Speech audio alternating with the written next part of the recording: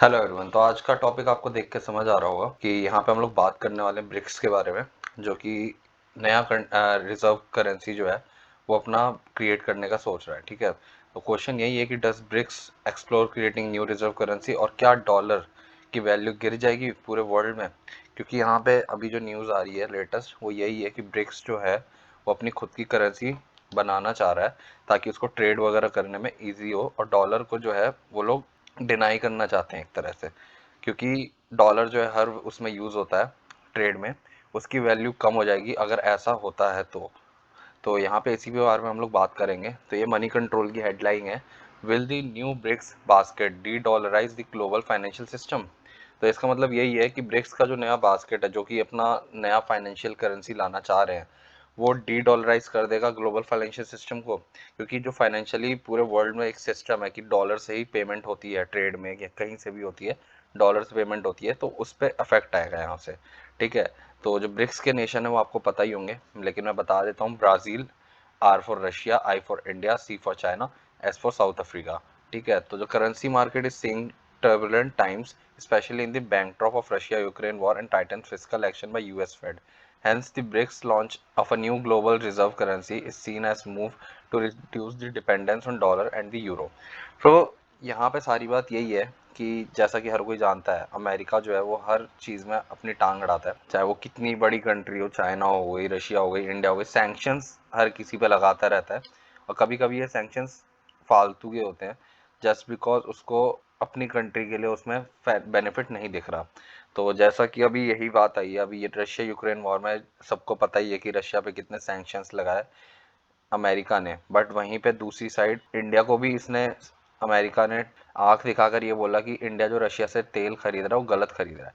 But वहीं दूसरी side USA और यूरोप ने यहाँ पे रशिया पे से सैंक्शंस हटा दिए जस्ट फॉर बाइंग गैस। क्योंकि रशिया में जो है गैस का सबसे बड़ा प्लांट है। ठीक है, तो पूरे यूरोप में वहां से गैस सप्लाई होती है, और अगर रशिया में उसमें सैंक्शन लग जाएगा तो यहाँ पे बहुत बड़ी प्रॉब्लम खड़ी हो जाएगी पूरे यूरोप के लिए। इसलिए जस्ट उसलिए वहां से उस पर से सैंक्शन हटाया गया, और पूरा यूरोप जो है वो रशिया से गैस बाय कर रहा है। लेकिन वहीं अगर इंडिया ऑयल बाय कर रहा है रशिया से अपने बेनिफिट के लिए, जो कि हर एक कंट्री करती है, तो उस पर अमेरिका आंख दिखा रहा है इंडिया को।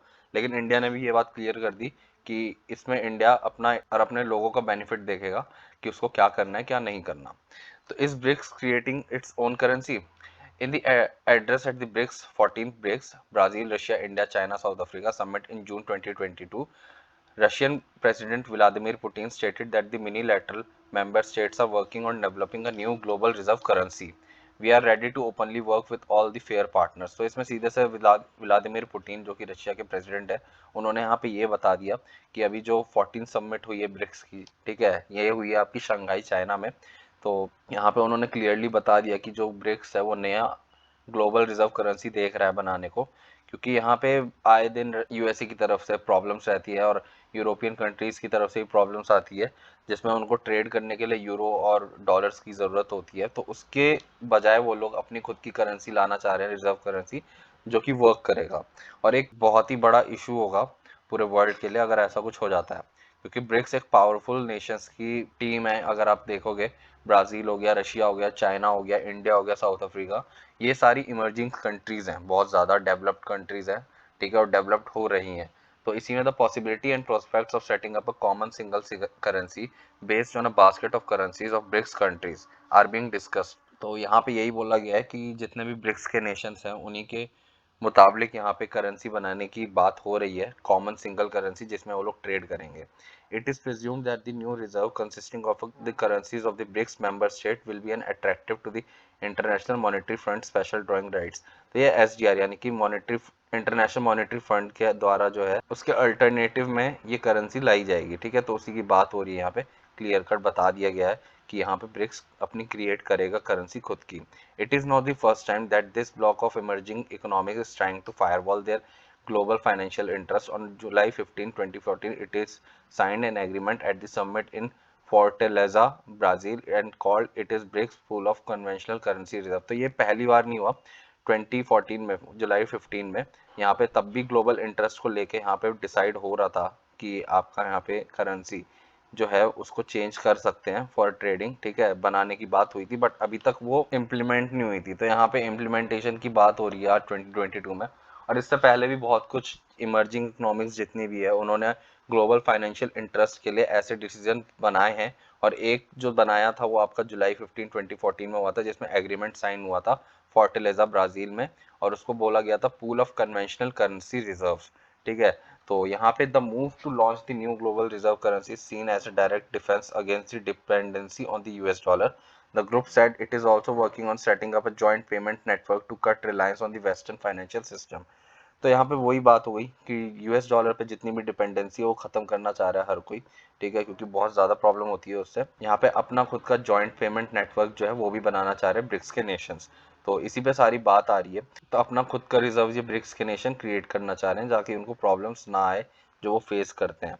यहाँ पे एक डाटा है जिसके बारे में हम लोग बात करेंगे। Terms of 2022 performance as of January 5 2020 the BRICS currency were trading as follows against the euro and dollar. तो यहाँ पे आपको करेंसी वाइज यूएस डॉलर और यूरो की वैल्यू दिख सकती है। तो इंडिया में जो रुपये की वैल्यू तब चल रही थी एक डॉलर की, वो 74 रुपीज़ के अराउंड थी, और वहीं यूरो में 84 के अराउंड थी। वहीं आप South African, Brazil real, Indian rupee, Russian rouble, Chinese RMB आप इनके भी देख सकते हैं प्राइस। और वहीं पे एज ऑफ अक्टूबर 4 2022 जो करंट प्राइस चल रहे हैं कंपेयर अगर किया जाए तो आप इंडियन रुपी को ही देख लीजिए, 82 रुपीज़ के अराउंड आ चुके हैं ऑलरेडी, ठीक है। वैल्यू बहुत ज़्यादा इंडियन रुपी की डिक्रीज हो चुकी है ऑलरेडी।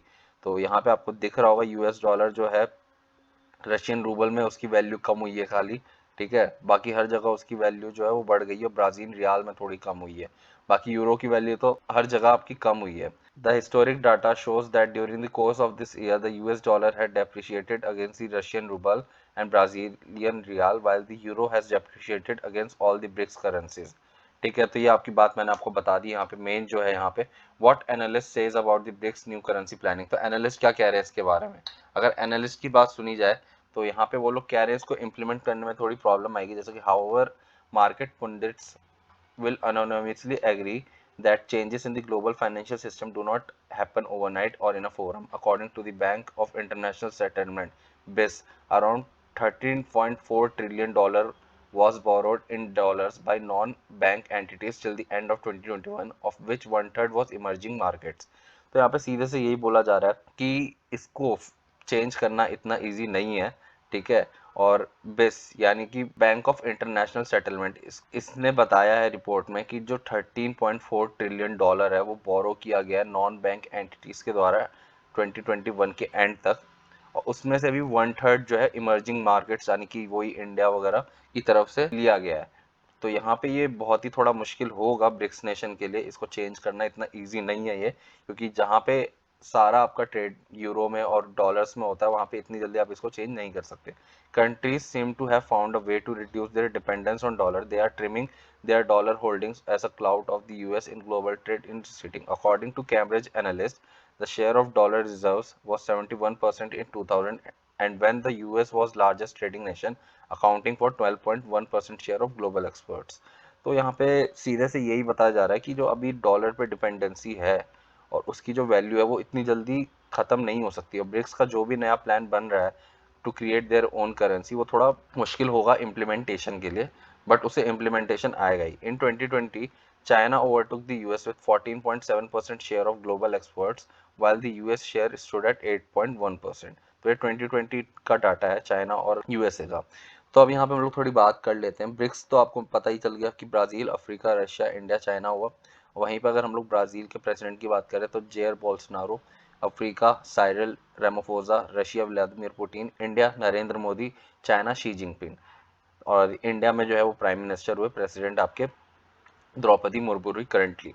तो यहाँ पे क्या है ब्रिक्स के बारे में जान लेते हैं। What is BRICS. ब्रिक्स जो है पहले रेफर किया जाता था ब्रिक के नाम से, BRIC, जिसको 2021 में in 2001 Jim O'Neill of the American bank Goldman सैक्स coined the phrase BRIC in a report building better global economic. तो आपको इससे समझ आ गया होगा कि इसका पहले जो नेम था वो था बिल्डिंग बेटर ग्लोबल इकोनॉमिक, ठीक है। लेकिन 2010 में साउथ अफ्रीका इसमें ऐड ऑन हुआ, जिसके बाद इसका नाम कर दिया गया ब्रिक्स ब्रिक्स और उसी को Brazil, Russia, India, China, south Africa बोला गया, ठीक है।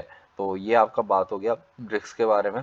अब यहाँ पे अगर बात की जाए कि ब्रिक्स समिट हेल्ड कब हुआ था फर्स्ट टाइम, तो फर्स्ट टाइम जो हेल्ड हुआ था वो आपका 2009 जुलाई जून के मंथ में हुआ था यकाटेरिनबर्ग रशिया में। तो फर्स्ट समिट आपकी यहाँ पे हुई थी जून में 2009 में ब्रिक की। और अगर डेवलपिंग नेशंस के बारे में बात की जाए, और एक और चीज़, ये जितनी भी कंट्रीज है वो फास्ट इमर्जिंग कंट्रीज इकोनॉमीज हैं वर्ल्ड की, ठीक है। तो इसीलिए बहुत ज़्यादा इंपॉर्टेंट हो जाता है एज यहाँ पे ब्रिक के जो नेशंस हैं वो 26.7% के अराउंड का लैंड होल्ड करते हैं पूरे वर्ल्ड में। और इसी में अगर पॉपुलेशन की बात की जाए तो 41.5% का ये लोग पॉपुलेशन है, जो कि एक बहुत ही ह्यूज पॉपुलेशन है। वर्ल्ड की हाफ पॉपुलेशन आप इसमें लेके चल सकते हैं कि ये नेशंस अपने साथ लेके आती है। तो इनकी इम्पोर्टेंस बहुत ज़्यादा है वर्ल्ड इकोनॉमीज में। वहीं पे इंडिया हो गया, रशिया हो गया, चाइना हो गया, इंडिया भी अभी बहुत ही डेवलपिंग कंट्री है, तो बहुत आगे बढ़ रहा है। तो इसके अगर बात करें कि डेवलपमेंट एजेंडा क्या है ब्रिक्स का, the canvas of the BRICS agenda is quite broad, though it began with regular and intensive consultation on the global economic slowdown of 2008 or 9, the agenda has gradually incorporated other concerns such as climate change, sustainable development goals जो कि आपको पता ही होगा, food and energy security, health, global trading order, millennium development goals, reforms in international economic financial institution and international and regional political development। तो ये इसका गोल है, आपका एजेंडा है ब्रिक्स का अपना, ठीक है। और इस एजेंडे पे लोग वर्क भी कर रहे हैं, जैसा कि अभी करेंसी की बात आई। तो यहाँ पे ब्रिक्स का प्रेसिडेंट कौन है? ब्रिक्स का, ऐसे अगर देखा जाए, ब्रिक्स का खुद का बैंक है, ठीक है। तो उनके जो प्रेसिडेंट है वो केवी कामात है फ्रॉम इंडिया। तो ये न्यू डेवलपमेंट बैंक है ब्रिक्स का, जहाँ पे सारा ये लोग कंट्रीब्यूट करते हैं, इंडिया वगैरह, जहाँ से इसको इन कंट्रीज का बैंक बोला गया है। ये अपना लोन्स वगैरह प्रोवाइड कराती है, ठीक है। How many BRICS summits have been held, तो कितनी ब्रिक्स की समिट अभी तक हो चुकी है? जो अभी लास्ट ईयर 2022 में, ये 14th है, और ये चाइना बीजिंग में हुई है वर्चुअल कॉन्फ्रेंस के थ्रू। और नेक्स्ट मीट जो है वो 2023 में है साउथ अफ्रीका में। अभी प्लेस डिसाइड नहीं हुई है, बट ये साउथ अफ्रीका में होगी एज अभी तक की जो न्यूज़ है। How many times India hosted BRICS summit, 3 times अभी तक इंडिया होस्ट कर चुकी है ब्रिक्स का समिट, ठीक है। तो ये बहुत इंपॉर्टेंट इंफॉर्मेशन है। और इसमें अभी अर्जेंटीना और ईरान भी जुड़ना चाहते हैं, जिन्होंने मेंबरशिप के लिए अप्लाई किया हुआ है। तो अर्जेंटीना और ईरान भी अगर इसमें ऐड ऑन हो जाते हैं तो ये एक बहुत ही ज़्यादा इंपॉर्टेंट हो जाएगा। और अमेरिका को भी यहाँ पे घबराने वाली बात हो जाएगी कि अगर ब्रिक्स अपनी खुद की करेंसी क्रिएट करता है तो डॉलर की वैल्यू वो ज़रूर से गिरने वाली है। ये तो हम सबको पता है, क्योंकि ये ब्रिक्स के जो ये नेशंस हैं ये अपना खुद का करेंसी बनाना चाहते हैं। तो अब ये कितना जल्दी इम्प्लीमेंट होता है और ये कब तक आता है, ये देखने वाली बात होगी। तो तो आपके क्या विचार हैं इस पर हमें कमेंट सेक्शन में ज़रूर बताएं। वीडियो पसंद आई हो तो वीडियो को ज़रूर लाइक करें और चैनल सब्सक्राइब कर लें अभी। Thank you for watching a video.